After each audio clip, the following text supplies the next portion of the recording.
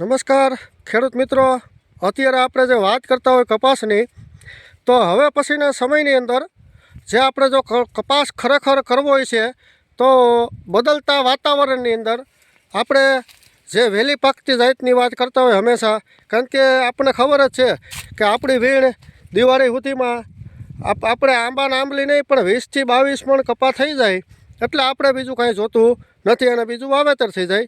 તો આપણે અમરેલી જિલ્લાનું મેઘા પીપળિયા ગામની અંદર આવ્યા છે અને લીલાભાઈને જ આપણે એક નવી વેરાયટી દીધી છે, એ વિશેષ આપણે વાત કરવી છે. લીલાભાઈ, આપણે જે તમે આ નવી વેરાયટી દીધી છે એમાં તમને ખેડૂત વિશેષ અને વાત આવતી હોય ખેડૂતની, ત્યારે તમને કેવું લાગે છે આમાં?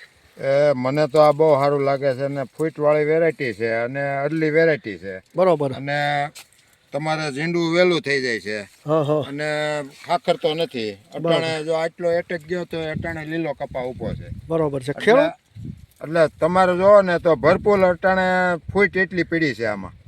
લ્યો, એમાં કાંઈ ઘટે નહીં. તો બીજા નંબરમાં જ્યારે વડીલ, તમારું નામ શું આખું? ભારસિંહ. તમે જે અત્યારે કપાસ ઉતારો છો એમાં વજન કેવો નીકળે છે? સારો નીકળો તો સારો નીકળે છે ને અત્યારે? તો તમારા શેઠ જે અત્યારે છે એનું કેવાનું માંગે આવતા વર્ષે કપાસ કયો એને વાવવો છે? આ વાવવાનો કે તારે એ વાવવો કે શેઠને આ વાવવો છે? એમ? તને મજા આવશે આમાં? એમ? હા, ઝીંડવા હારા છે, ગ્રીનરી સારી છે. એક અન્ય ઘેરો બાજુમાં છે, તમે જોઈ શકો છો, કટ પડી જાય છે. બીજો ઘેરો પતી ગયો છે. આ તમે કાયદેસર કટ પડે છે. તો ખેડૂત મિત્રો, હવે પછીની આપણે જે વાત કરતા હોય કે અલ્લી વેરાયટી, વહેલી વેરાયટી, આપણે આ વેરાયટીમાં આપણે જોઈ શકીએ છીએ કે થળિયેથી ફાલ લાગે છે ઠેઠ ડોકા સુધીનું. ખૂબ વરસાદ પડી ગયો છે અહીંયા, છતાંય આ વેરાયટી અડેમ ઊભી રહી છે અને વહેલી પાકતી જાત છે. વરસાદના કારણે છતાંય આ જોવાનું તમે વ્હાઇટનેસ જોવાનું રૂ.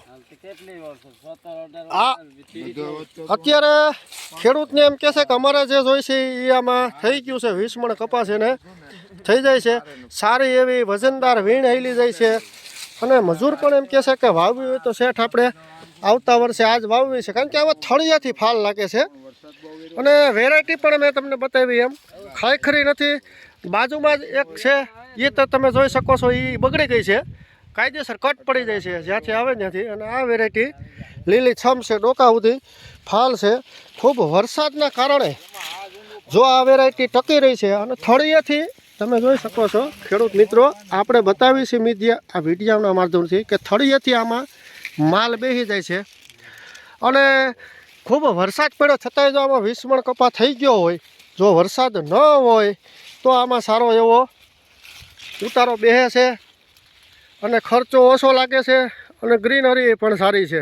કારણ કે આ સમયની અંદર લગભગ ઘેરા ક્યાંય રહ્યા નથી અને આ કોઈ એવો ઘેરો નથી કે જે સ્પેશિયલ બનાવેલો હોય કે દેખાડવા માટે, ખેડૂતોને આંબા આંબલી બતાવવા માટેનો કોઈ ઘેરો નથી. ખેડૂતની સ્ટેટમેન્ટ કરેલું, ખેડૂતને સારવાર કરેલો આ કપાસ છે. તો આગળના સ્ટેપ ઉપર લીલાભાઈ, તમે બીજા ખેડૂતોને શું કહેવા માગો છો? આ જાત વાવ્યા જેવી અને આપણે તો બધી વાવેલી છે. એમાં બીજી વેરાયટી કરતાં આ સળિયાતી વેરાયટી છે અને માલ પૂરો આમાં બેસી ગયો છે. અટાણે તમે જુઓ ને તો 20-22 મણ કપા ટેસ્ટી થાય આવા વાતાવરણમાં. આટલો વરસાદ પડી ગયો, બધાય કપા અત્યારે આમ ગણો તો લગભગ કોઈને કપામાં પૂરા થઈ ગયા છે. છતાંય આ એક ધારો એનો ઘેરાવો સારો છે. અને આમાં ખર્ચો કેવો છેડો છે લીલાભાઈ? ખર્ચો આમાં આમ ગણો તો બહુ નોર્મલ એમ. આમાં એટેક રોગનો ભાવ ઓછો આવે. મસી આવો છે આવે છે. હલ્યો, રોગ ઓછો આવે છે. તો હવે પછીના સમયની અંદર જો ખેડૂતોને કોટનમાં જવું હોય તો વહેલી વેરાયટી વાવવી બહુ અતિ આવશ્યકતા. શું કામ કે વાતાવરણ અત્યારે બહુ ચેન્જીસ થાય છે.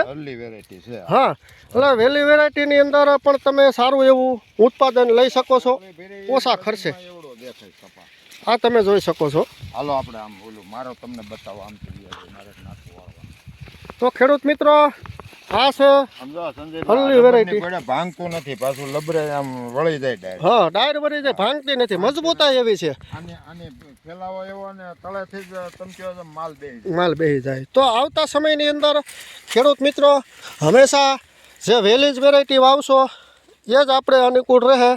તો ફરીથી નેક્સ્ટ વિડીયોમાં આપણે મળશું અને હંમેશા આમાં કોઈને જૂનું બિયારણ જોતું હોય તો અમારા કોન્ટેક નંબર છે 93 167 14 8 79.